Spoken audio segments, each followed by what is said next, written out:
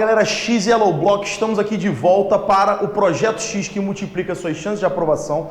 Hoje com um assunto que é um pilar do vestibular, que é a globalização. Não importa qual seja o concurso que você vá fazer, alguma questão de globalização vai ser cobrada. Por quê, gente? É a transição do mundo bipolar para o mundo multipolar que acaba envolvendo esse processo de globalização do capitalismo. Aqui a gente vai começar fazendo uma rápida análise, comparativa entre o sistema geopolítico bipolar que precedeu a globalização e o sistema multipolar, que é aquele que caracteriza esse processo de globalização. Interessante que quando essa globalização começa, essa multipolaridade ela não era visível, A coisa ficou muito envolvida em torno dos Estados Unidos e é isso que muitos concursos acabam cobrando, o nosso entendimento, Por quê? Antes, pessoal, desse sistema bipolar se encerrar, você tinha uma ordenação militar que girava em torno da OTAN, que é a Organização do Tratado do Atlântico Norte,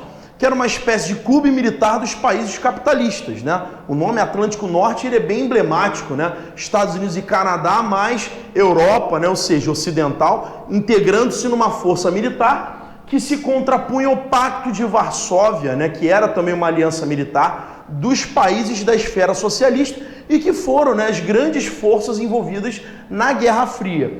Quando você passa para o depois, para a ordem multipolar, temos uma unipolaridade. Mas peraí, Thiago, multipolar, unipolar? Sim, gente, alguns concursos já abordaram esse termo de unipolaridade militar quando se refere à esfera de influência dos Estados Unidos da América, que detém hoje apenas 40% de todas as armas existentes no mundo. Um país com quase metade do armamento mundial, é claro que há uma unipolaridade militar. Então a ideia do bi acaba se tornando equivocada, quando você tem o fim da Guerra Fria e esse empoderamento americano.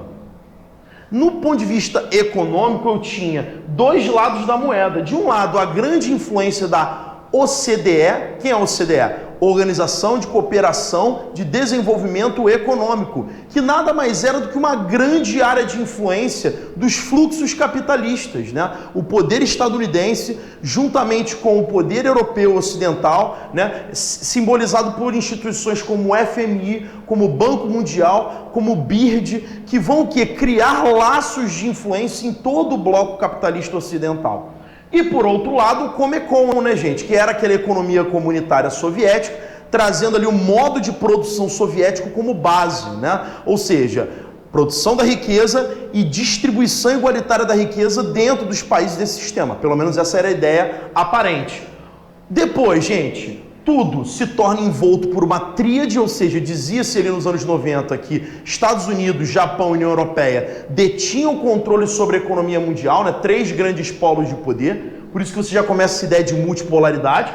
E depois, já em 2008, por que 2008 é marcante, pessoal? Lembra da crise dos Estados Unidos, gente? Você vai ter um processo de ruptura econômica nos países centrais e um fortalecimento dos países periféricos, ou seja, a ideia do G7, G8, torna-se enfraquecida diante da necessidade de dialogar com o Brasil, com a China, com a Índia, com países ditos periféricos, mas que são emergentes, Na organização espacial existia uma territorialização muito definida do bloco capitalista ocidental e do bloco socialista oriental, dois polos na geografia mundial. E depois uma desterritorialização. Alguns destaques são marcantes, gente? O fim da União Soviética, que se fragmenta, A CEI, a Comunidade dos Estados Independentes, é criada como uma tentativa de manter as rédeas russas sobre o leste europeu, mas há ali um processo de fragmentação que é inevitável, Que é acompanhado depois de vários outros processos, como, por exemplo, você vai ter na Tchecoslováquia, a Revolução de Veludo, onde eslovacos e tchecos se dividem, Eslováquia e República Tcheca,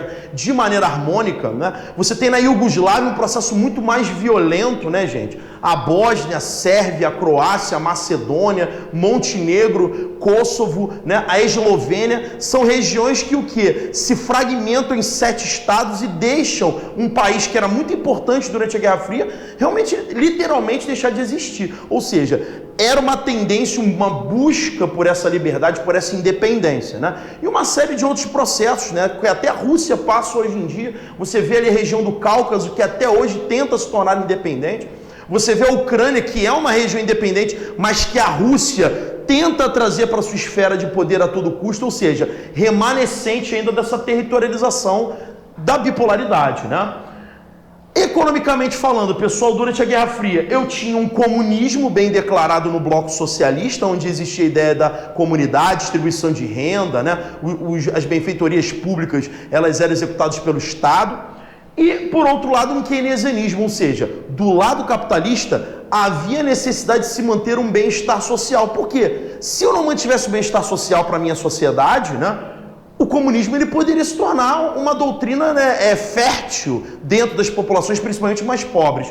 Quando você tem a ruptura do mundo bipolar, o neoliberalismo se faz presente facilmente. Para que eu vou manter hospitais, né, escolas com qualidade máxima, bem-estar social, se agora o capitalismo vigora, se a meritocracia, né, pessoal, que é uma palavra tão usada de maneira tão irresponsável por alguns, passa a ser aí uma palavra-chave, né, onde supostamente o seu trabalho leva ao enriquecimento. Nós sabemos que dentro da lógica marxista, né, os donos dos meios de produção sempre se aproveitam, né, executam a mais-valia sobre os proletários, né, gerando no mundo agora multipolar grandes, imensas, né, desigualdades sociais.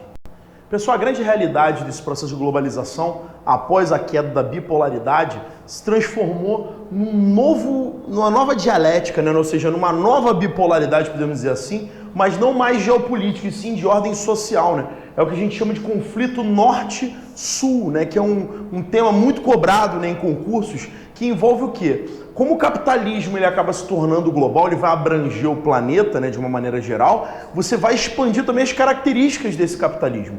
Claro que os chamados globalitaristas, né, defendem a ideia de uma aldeia global, onde supostamente nós viveríamos numa aldeia de interligação de informações, né, de conhecimentos, né, uma troca mútua de benefício, que seria fantástico, né, porque nós temos hoje realmente recursos para isso, né, os adventos das infovias maravilhosas que vão se constituir, né, com nossa rede de satélites, a internet, televisão digital. Porém, nós sabemos que essas infovias são veículos da expansão desses tentáculos capitalistas. Ou seja, as empresas globais, transnacionais, conglomerados, né, formando ali monopólios, oligopólios, vão se apoderar de várias economias. Ou seja, vão chegar impactando negócios locais, pequenas empresas, levando a falências, né, de vários empresários em nível mais restrito, devido à chegada desses grandes grupos que podem oferecer preços mais baratos,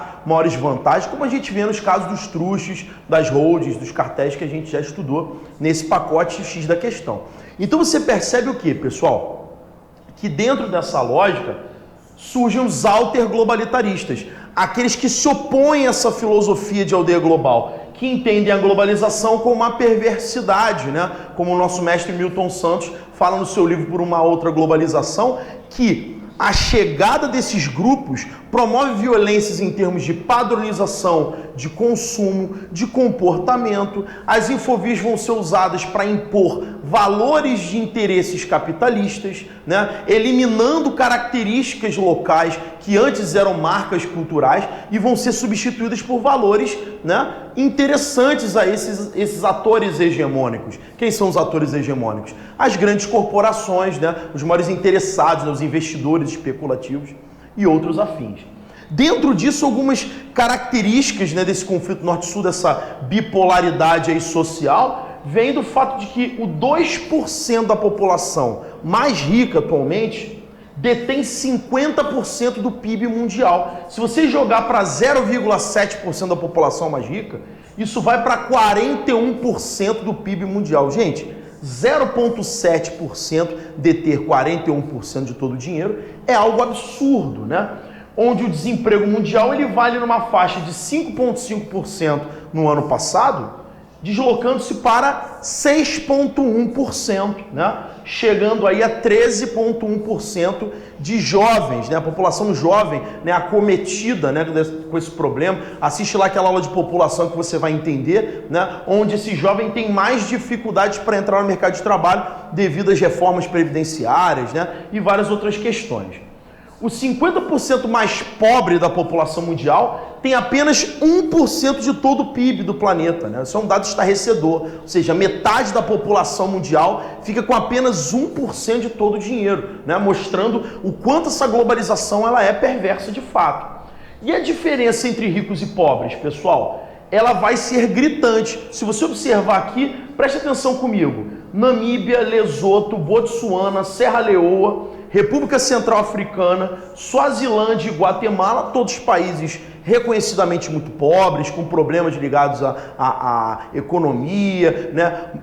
Precária infraestrutura, ausência de desenvolvimento científico. Agora, quem vem em 8º lugar nessa lista dos mais desiguais? Brasil, a 7ª economia do mundo, no entanto, a 8ª mais desigual. Do que adianta? Se você produz riqueza, né, e utiliza os PIBs, né, para impressionar com as estatísticas de desenvolvimento, no entanto, socialmente, nós temos países africanos extremamente empobrecidos, a Guatemala, que sempre foi um exemplo de pobreza na América Latina, aliás, é o país, né, mais miserável da América Latina depois, né, do Haiti.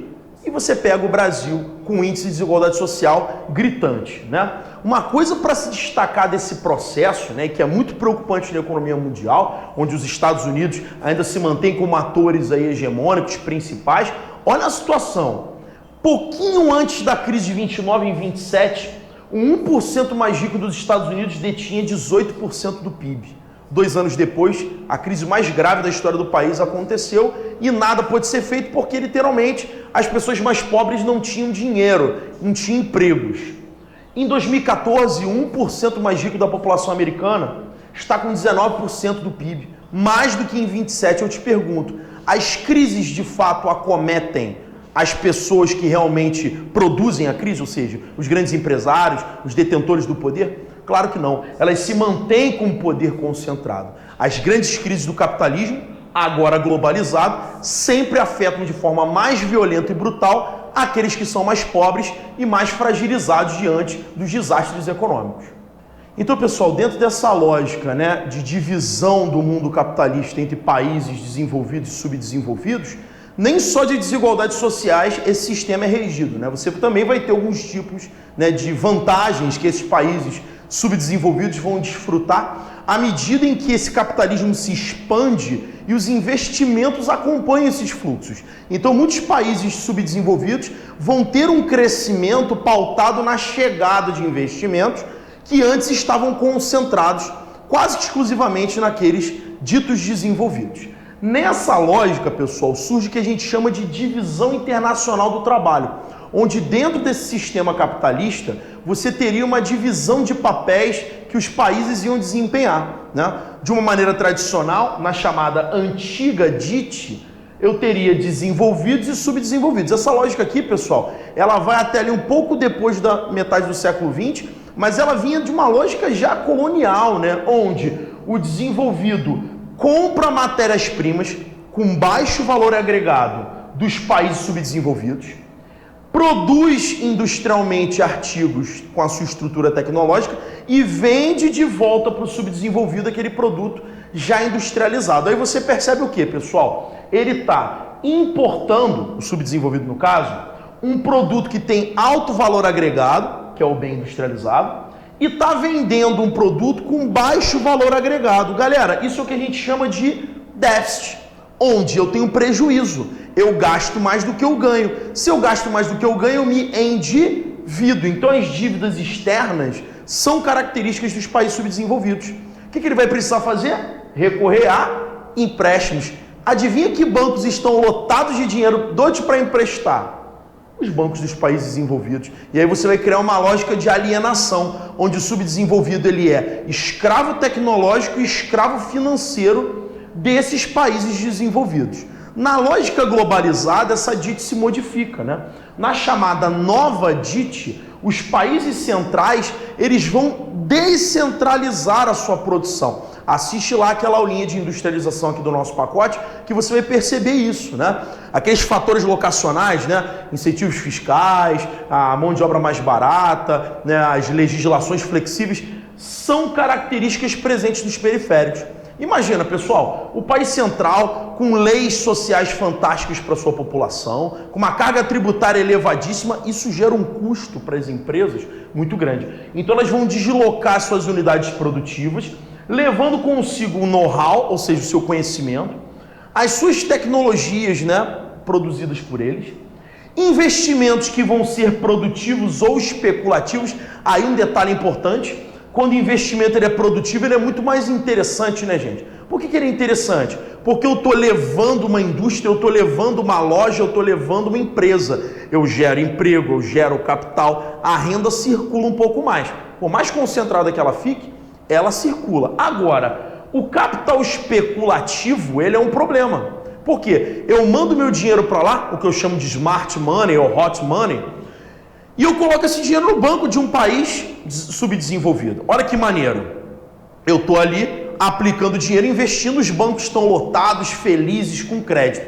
Se amanhã eu que sou investidor decido pegar esse meu dinheiro e botar em outro mercado, aquele banco fica com rombo. E aquela economia fica sem o meu investimento, sem o meu capital. Então você percebe que essa lógica ela é bastante perversa, porém muito presente, né? Temos vários filmes que relatam isso, né? Os 2 filmes da série Wall Street. Tivemos recentemente o filme com Leonardo DiCaprio, né? O Lobo de Wall Street, que mostra muito bem essa questão, né, do mercado financeiro e de como se brinca de especular, né, de imaginar valores altos e que podem do dia para a noite ser desbancados, né? Então você percebe que é uma lógica um pouco complicada, porém muito presente no mundo globalizado. Você deve atentar para isso: capitais especulativos e financeiros. E leva também suas patentes, né? Suas trademarks, né, gente? Ou seja, suas marcas registradas, marcas de troca, né? Onde essa câmera que está filmando a aula que eu estou produzindo para vocês, ela provavelmente é de uma tecnologia de uma empresa de um país central, né? Que antes era chamado de desenvolvido. E ele detém essa patente. Todo ano as empresas aqui no Brasil que vendem essa câmera para os consumidores pagam uma porcentagem do lucro para a matriz, para o país central. Esse percentual é o periférico que vai pagar de volta, chamado de royalty. Então, por exemplo, você vai lá no McDonald's, né, pessoal, aquele M amarelo bonitão, para pagar o valor de usar aquele M que atrai tantos consumidores, a loja manda parte do seu lucro para a matriz, é o chamado royalty. Além disso, essas empresas dos países periféricos remetem lucros para o exterior. Isso é importante também frisar, né? O que sobra no caixa é mandado de volta. Então isso também é uma lógica um pouco perversa. Alguns países limitam essa remessa. A China, ela chega a botar 55% de limitação. O Brasil tem médias irrisórias de restrição de remessa. Praticamente tudo você manda lá para fora de volta. Os produtos industriais vão ser fabricados aqui, aí você percebe que vai ter um intercâmbio tecnológico interessante. Os países periféricos vão desfrutar de um crescimento, então eles começam a aprender como fazer. Aí você tem uma Kia, uma Hyundai, uma Jack Motors, uma Samsung, uma LG. São empresas de países periféricos que receberam esses investimentos, tornaram-se potências e hoje vendem para o mundo.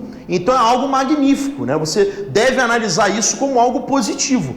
Há uma inversão dentro desse tabuleiro. E é claro, pessoal, com essa nova realidade econômica, muitos países vão começar a pagar suas dívidas externas. O Brasil ele não quitou totalmente sua dívida, mas grande parte dela foi quitada, inclusive com o Fundo Monetário Internacional, né, gente? Onde o Brasil não é mais devedor e sim um credor atualmente. Vamos lá, pessoal, para terminar a gente vai falar dos agentes da globalização, ou seja, quem verdadeiramente movimenta nesse processo de globalização do capitalismo. Lembrando aqui os 5 principais: o Estado, pessoal, os governos, claro, mas obviamente dentro de uma proposta neoliberal, com desregulamentação, ou seja, facilitando os fluxos, né? Diminuindo barreiras alfandegárias, barreiras legislativas, a austeridade fiscal, que é a lógica de enxugar o orçamento público, ou seja, eu vou investir naquilo que a empresa precisa, e a empresa investe na campanha, né, do meu governo. Então eu acabo tendo uma lógica guiada pelas empresas, pelo setor corporativo. E as privatizações, né, que simbolizam o quê? Uma entrega ao poder privado do que antes era de administração pública, né? Inclusive alguns setores estratégicos, o que é lamentável para muitas economias. Os órgãos multilaterais, pessoal, são aqueles gestores em nível internacional que vão dar uma sensação aparente de que a globalização é um processo, né, comum a todos, né? Então eu tenho a Organização das Nações Unidas, eu tenho a Organização Mundial do Comércio, eu tenho a Organização Mundial de Saúde, mas a gente sabe que as determinações desses órgãos atendem aos interesses dos países centrais e das empresas hegemônicas. O FMI, que é o Fundo Monetário Internacional, o BIRD, o Banco Mundial, são instituições financeiras que vão criar créditos, mas que ao mesmo tempo vão alienar países periféricos em relação aos países centrais. No caso das empresas transnacionais, né, que são aquelas principais dentro da economia mundial, elas vão guiar as mídias e os consumidores, né? As mídias representadas pela telefonia, né, que o telefone celular é um fenômeno mundial, a TV, o cinema, a indústria fonográfica e principalmente a internet vão ser veículos dos interesses corporativos que vão guiar os consumidores para aquilo que essas empresas almejam, padronizando comportamentos e criando tendências de consumo dentro da chamada nova ordem mundial.